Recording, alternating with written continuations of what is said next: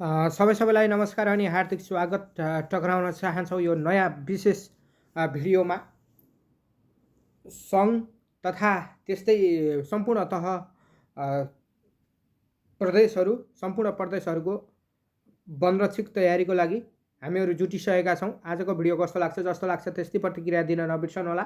र आज विशेष गरी अहिले मध्य प्रदेशको वनरक्षक खुलेको हुनाले पनि तपाईहरुलाई विशेष मध्य प्रदेशमा फोकस गर्नेछौँ। साथसाथै यो वनरक्षक तयारी मोडल क्वेसन एन्सर प्रश्न उत्तरहरूले तपाईहरुलाई अरु प्रदेश साथै सङ्घको वनरक्षक तयारीको लागि पनि एकदमै सहयोग पुग्ने अपेक्षा राख्दै आजको भिडियो सुरुवात गर्ने अनुमति चाहन्छौँ। आजको भिडियो कस्तो लाग्छ जस्तो लाग्छ त्यस्तै कमेन्ट गरिदिनु होला र थप हौसलाको लागि भिडियोलाई लाइक गरिदिनु होला। केही सुझाव सल्लाह भए कमेन्ट गर्नु होला र धेरैभन्दा धेरै साथीहरूको माझमा पुर्याउनको लागि शेयर पनि गर्न नबिर्सनु होला। आजको भिडियो सुरुवात गर्ने चाहन्छौँ। आजको पहिलो प्रश्न रहेको छ, क्वेसन नम्बर 1 मा रहेको छ, बाघको बच्चालाई के भनिन्छ? बाघको बच्चालाई के भनिन्छ? यसको सही उत्तर रहेको छ डमरू। त्यस्तै क्वेसन नम्बर 2, छपान गर्दा रुखको कति स्थानमा ब्लेज बनाउनु पर्दछ अर्थात् लगाउनु पर्दछ? क्वेसन नम्बर 2 मा रहेको छ, छपान गर्दा रुखको कति स्थानमा ब्लेज बनाउनु पर्दछ? यसको सही उत्तर रहेको छ 2 ठाउँमा। त्यस्तै क्वेसन नम्बर 3, साझेदारी वनको कार्ययोजना कसले बनाउँछ? साझेदारी वनको कार्ययोजना कसले बनाउने गर्दछ? यसको सही उत्तर रहेको छ डिभिजन वन अधिकृत। यसको सही उत्तर रहेको छ डिभिजन वन अधिकृत। त्यस्तै क्वेसन नम्बर 4 मा रहेको छ, वन ऐन 2076 अनुसार नेपालको वनलाई कति भागमा विभाजन गरिएको छ? वन ऐन 2076 अनुसार नेपालको वनलाई कति भागमा विभाजन गरिएको छ? यसको सही उत्तर रहेको छ 2 भाग, राष्ट्रिय वन र निजी वन। त्यस्तै क्वेसन नम्बर 5 मा रहेको छ, नेपालको तीनजुरे मिल्के जलजले के का लागि प्रख्यात छ? नेपालको तीनजुरे मिल्के जलजले के का लागि प्रख्यात छ? यसको सही उत्तर रहेको छ गुराँस फुलको लागि अर्थात् गुराँस प्रजातिको लागि प्रख्यात ठाउँ कुन हो त? तीनजुरे मिल्के। त्यस्तै क्वेसन नम्बर 6 मा रहेको छ, जलथल भन्ने वन नेपालको कुन जिल्लामा पर्दछ? जलथल भन्ने वन नेपालको कुन जिल्लामा पर्दछ? झापा। यसको सही उत्तर रहेको छ झापा। हामीहरू यति बेला हाम्रो क्लास युट्युब च्यानलबाट प्रत्यक्ष प्रसारणमा जुटिरहेका छौँ भन्दा पनि भिडियो पोस्ट गरिरहेका छौँ प्रश्न उत्तरहरू। साथसाथै हामीहरू विराट पहाडीको फेसबुक पेजबाट पनि तपाईहरुलाई यो भिडियो उपलब्ध गराउनेछौँ। फेसबुक पेज त्यस्तै अनि हाम्रो क्लास युट्युब च्यानलबाट पनि तपाईहरु प्रत्यक्ष रूपमा हेरिरहनु भएको छ। यति बेला क्वेसन नम्बर 7, हाब्रे संरक्षित वन्यजन्तु हो या होइन? हाब्रे संरक्षित वन्यजन्तु हो या होइन? यसको सही उत्तर हो। क्वेसन नम्बर 8 मा रहेको छ, छपान गर्दा ब्लेजको साइज कति हुन्छ वा हुनु पर्दछ? छपान गर्दा ब्लेजको साइज कति हुन्छ वा हुनु पर्दछ? यसको सही उत्तर रहेको छ 6x6 इन्च साइजको। त्यस्तै क्वेसन नम्बर 9 मा रहेको छ, भेडा बाख्रा वन क्षेत्रभित्र पसाए वा चराएमा कति जरिवाना हुन्छ? भेडा बाख्रा वन क्षेत्रभित्र पसाए वा चराएमा कति जरिवाना हुन्छ? यसको सही उत्तर रहेको छ रु 50 देखि 500 सम्म। त्यस्तै क्वेसन नम्बर 10 मा रहेको छ, हाल नेपालमा कतिवटा वन्यजन्तु आरक्षीहरू छन्? हाल नेपालमा कतिवटा वन्यजन्तु आरक्षीहरू छन्? यसको सही उत्तर रहेको छ एउटा, ढोरपाटन वन्यजन्तु आरक्षी। त्यस्तै क्वेसन नम्बर 11, भालुको चोरी सिकारी मुख्यतया किन गरिन्छ? भालुको चोरी सिकारी मुख्यतया किन गरिन्छ? यसको सही उत्तर रहेको छ पित्त थैलीको लागि।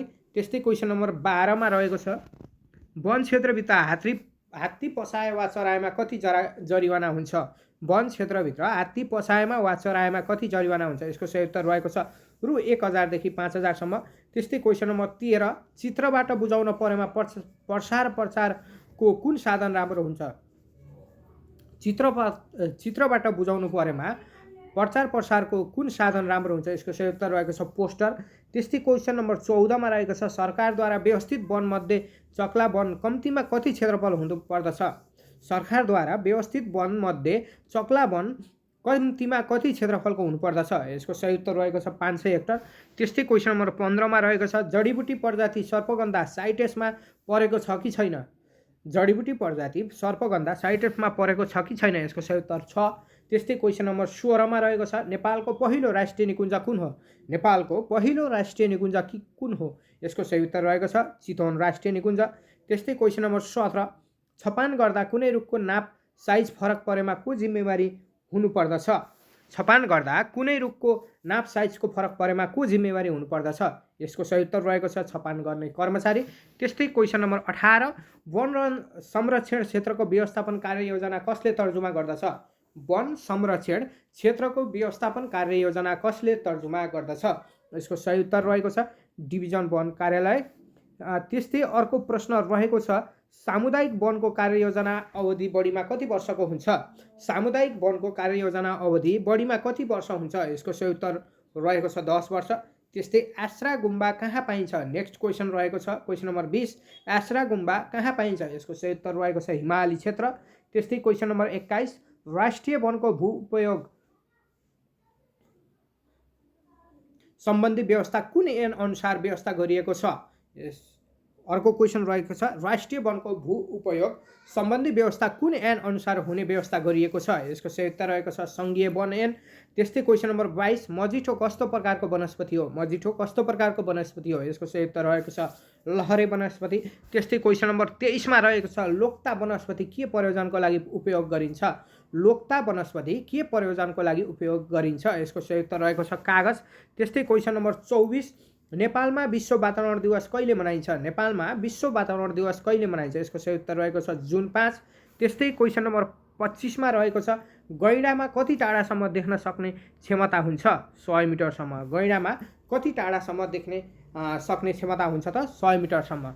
हस्त आजको लागि यो अन्तिम प्रश्न रहेको थियो र आजको प्रश्नहरू तपाईहरुलाई कस्तो लाग्यो? जस्तो लाग्यो त्यस्तै प्रतिक्रिया दिन पनि नबिर्सनु होला र थप अपडेटको लागि अर्थात् पीडीएफ फाइलहरूको लागि हामीहरुसँग जोडिनु होला।